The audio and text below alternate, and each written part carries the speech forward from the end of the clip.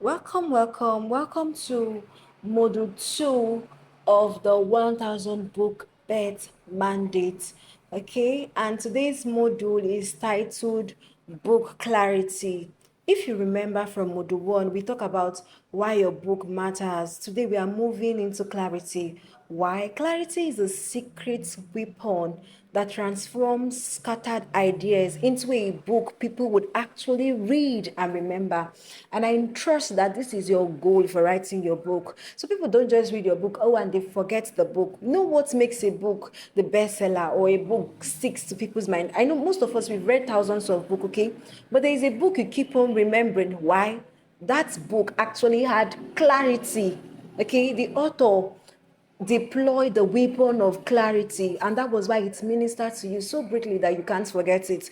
Okay, so by the end of this module, you would actually have a clear message, a defined audience, and a concrete direction for your book. Once again, I'm Chisom Favor Egwatu, the director of his Scribe Writing and Publishing Solutions, and I'm also the host and coach for this book writing training. Okay, so the learning objective is this: what you're going to gain from this module is, one, you would define your book's big idea, okay, the core message for your book. The second one is that you will clearly define your ideal reader. Who is your reader? You have to know who you are speaking to, okay, what you want to tell them, why you should tell them this.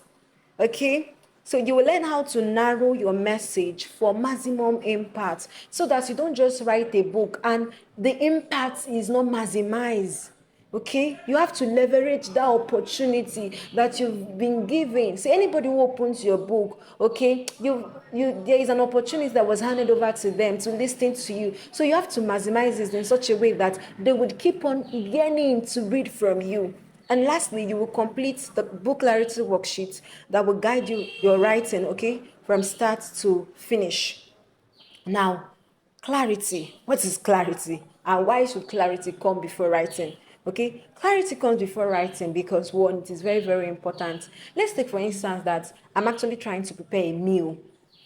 Which do you think will be faster? A situation whereby I know what I want to cook, where to get my ingredients, I've prepared all my ingredients, and the only thing that is remaining is just for me to on my gas and begin to prepare the meal. I hope you know that it is much more easier than, oh, I know I want to cook rice. As I'm cooking, that's when I remember, I should bring the rice. Oh, I don't even know how many cups. I'll be like, okay, 5 cups will be okay. As I'm parboiling the rice, that's when I remember, oh, I don't have granite oil. I would run to bring granite oil. Then I remember, I don't have tomato.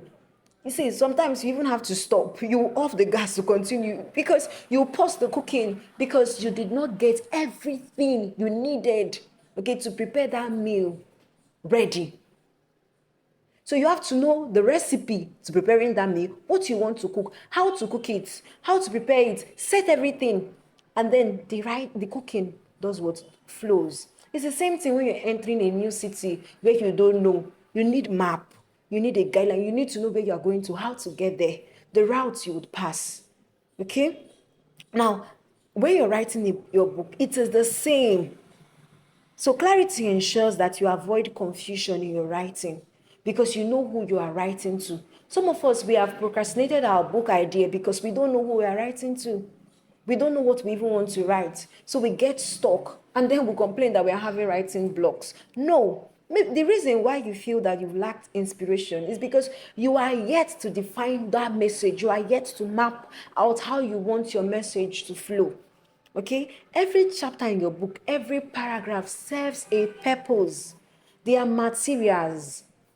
They are the ingredients you are using to bake a meal. Now, when a woman conceives a child, okay, when the sperm actually enters the womb, that's an idea entering, okay, when you conceive an idea in your mind, okay, now in the body system of a woman, immediately when fertilization takes place, now the body knows what it wants to give birth to, and it defines it by the chromosome, okay, SY or SS. And then it begins to form the child by what it has defined, which is the SS or SY. So that is how it is for you. So once that book idea has been conceived and fertilized in your mind, you have to know what you want to produce. You have to know what you want to bet, because you are betting a book. There's a bet process that is involved in book writing, okay, in authorship. Okay, and lastly, when clarity helps you to save time, because you know exactly what you want to write. So before you write a single sentence in your book, you have to ask yourself, do I know what my book is truly about? Do I know what I truly want to write for this book? Okay, that is the foundation of this module. Okay, the next thing is to define your big idea. Now, I want you to think of your book as one clear message wrapped in a story, in a teaching, in a guide, in a devotional. So, when I was writing my book, I should use this two book. When I was writing Beyond the Virginity of Mary, it's a book on sexual purity. My clear message was this, okay? I want anyone who reads this book to understand that purity is a capacity that you build if you want to carry a dimension in God. That's the take home for me, okay? That consecration, like, is needed. There are certain expression or manifestation you would want to, like, express as a Christian that is not possible for you if you are not pure. That was my big idea. When I was writing No Word, No Bed, it's the same sexual purity, but I wanted my reader, anyone who reads this book, to understand that if they've not, like, paid the bride price on you, you've not been pronounced man and wife, okay, with your spouse or anyone, they have no right to your body. This body, in as much as you've not, like, you're not yet married, it is your husband, your spouse is God. Okay, Isaiah 54 verse 5, the Lord your maker is your husband. Different dimension, different, one particular story. They also are, revolve around sexual purity, but the core message is different. Okay, that's the same thing for your book. So I want you to ask yourself, before writing any book, what one transformation do I want my reader to experience? What I want them to know? I wanted these two books to be convincing, okay, to convict the readers. Oh, to convict the readers. Another thing is, what is the one thing I want them to remember long after finishing my book? Everybody who reads Beyond the Virginity of Mary keeps coming back to, it points them back to consecration. It helps them to understand that consecration is needed in our generation. Okay? But this is different from No Word, No Bed. People, that read No Word, No Bed, they will come back and they'll be like, I really, really want to serve God in my generation. Oh, I really, really want to stop this. Oh, I've understand how precious my body is. The same sexual purity message, but different core message. Okay? Now, a book on productivity might have a big idea like, a book on productivity may be talking about something like from overwhelmed to organized in 30 days. See, there are other book titles around productivity. Okay, I want you to notice that it has to be simple. The simpler it is, the more easier it is for you to narrow down your message. One big idea beats 10 scattered ideas every time. You don't need to write everything. Okay, just keep it focused and memorable. Okay, the next one is to know who your book is for. I want you to focus on your reader. Who exactly is your book for? You cannot be writing for everyone. You have to write to somebody. You have to speak to someone. So you have to define it. You cannot be talking to mother, father, children, teenagers at the same time. No. Is that you're talking to Christians, you're talking to youths, you're talking to old people, you're talking to the frustrated people, you're talking to people with low self-esteem. Like, define who your reader is. The clearer you are, the more your reader will feel like this book was written just for them. You cannot, if you're speaking to everybody, your message will be lost. Okay, but once you narrow down the audience, like your reader, you would be able to speak to them.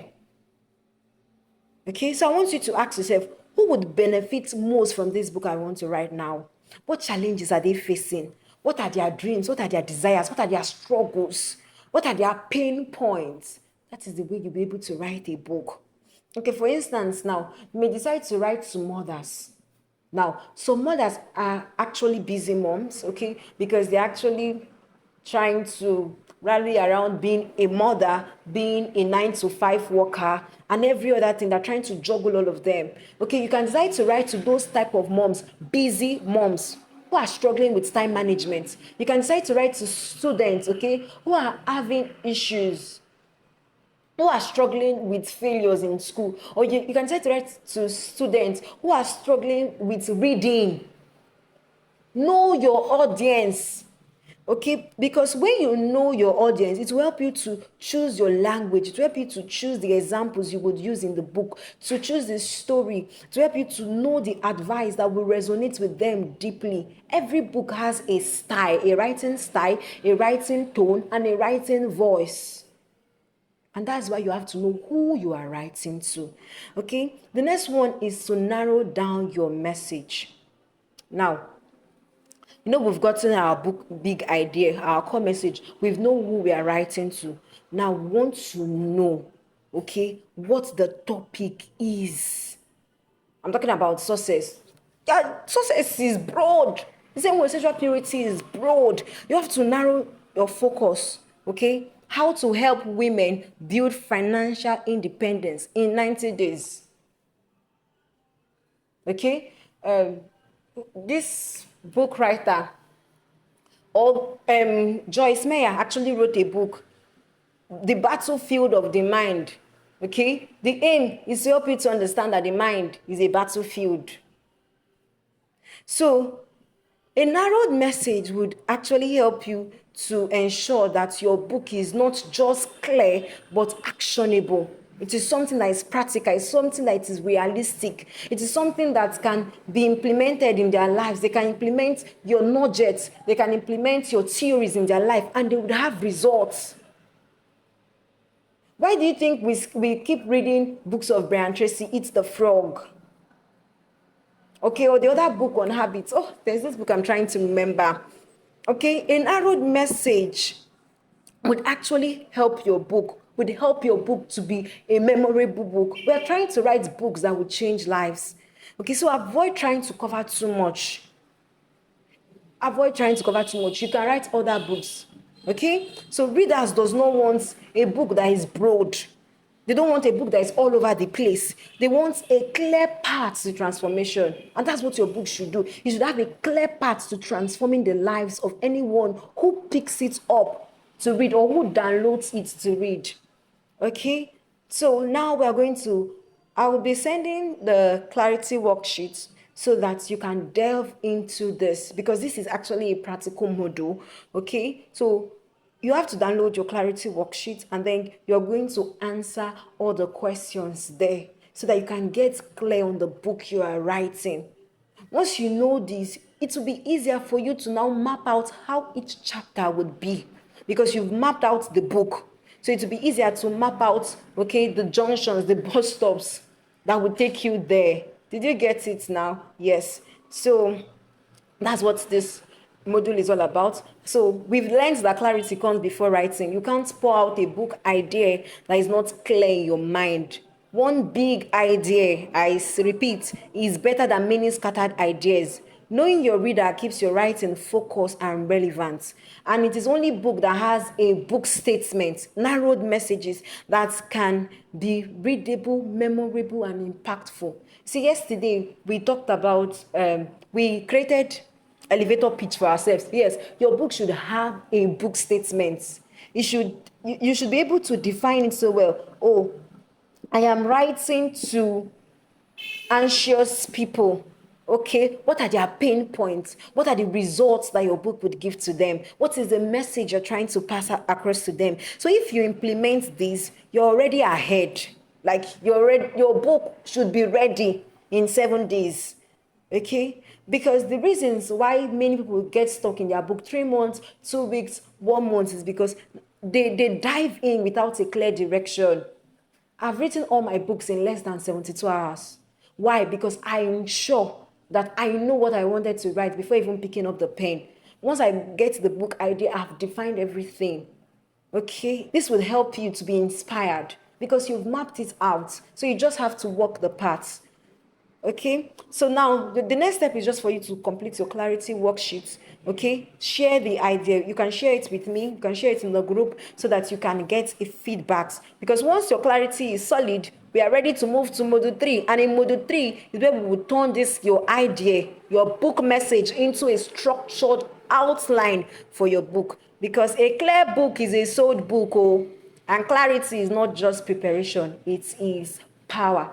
Once again, thank you for listening. I'm honored to walk you through the path of betting your book. I'm Chisom Favor Egwatu, and I bet scribes for the kingdom. Thank you.